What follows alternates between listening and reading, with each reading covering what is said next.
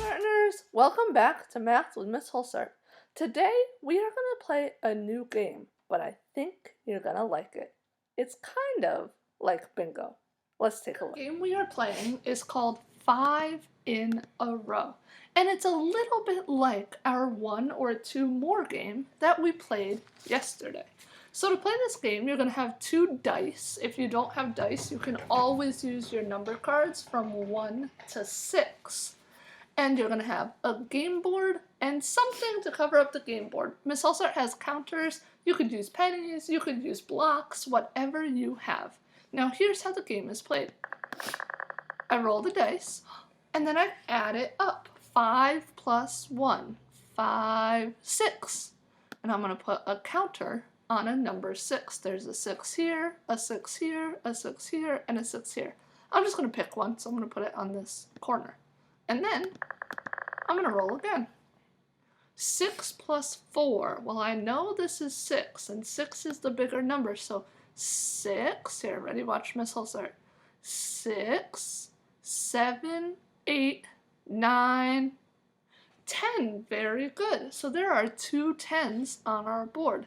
Now, the goal of the game is to get 5 in a row. So I'm going to cover this one, because now I have 2 in a row. So maybe I'll get closer to 5 in a row. I'm going to roll again. 2 and 5. Which one is bigger? That's right, it's a 5. So I'm going to count 5, 6, 7. Very good. Now, my 7s aren't in a row, so I'm just going to pick which 7 I want to cover. Let's say this one. Now it's going to be your job to keep playing the game until you have 5 in a row. They can go up and down like Miss Hulsart has.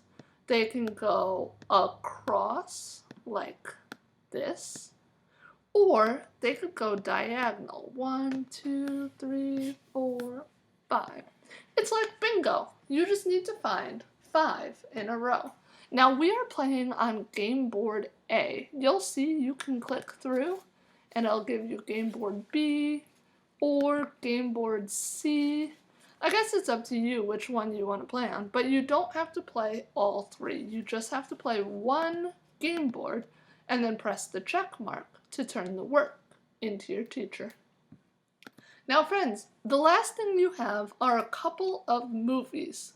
Equal, more, and fewer. So if I click on equal, you'll see first it'll give you a movie, and then it will say build a cube train using blue cubes.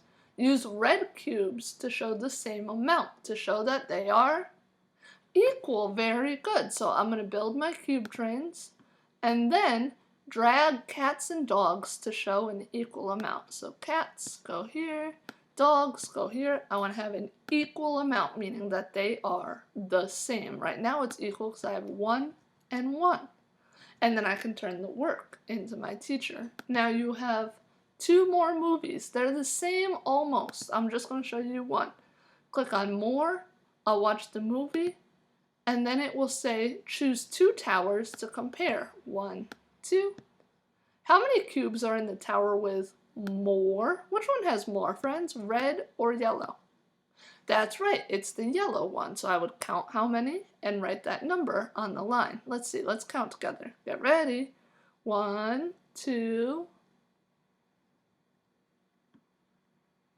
Did you get 7? Me too, nice job. So I would click and write the 7 right here. You're going to do the same thing for the fewer, except you're going to write how many cubes are in the tower with fewer or less. Remember, if you're not sure what it's asking, you can press this play button right here to listen. Don't forget to turn this work into your teacher. Student learning objective for today says students will be able to find the total of 2 quantities from 0 to 10 and add up to 12. Now here's your criteria for success. 1. I counted on from the bigger number to get my total, just like Miss Hulsart said. Oh, I already know this is 5, so then I counted 5, 6, 7. You don't have to count all your dots. You can start with a number you know and then count on.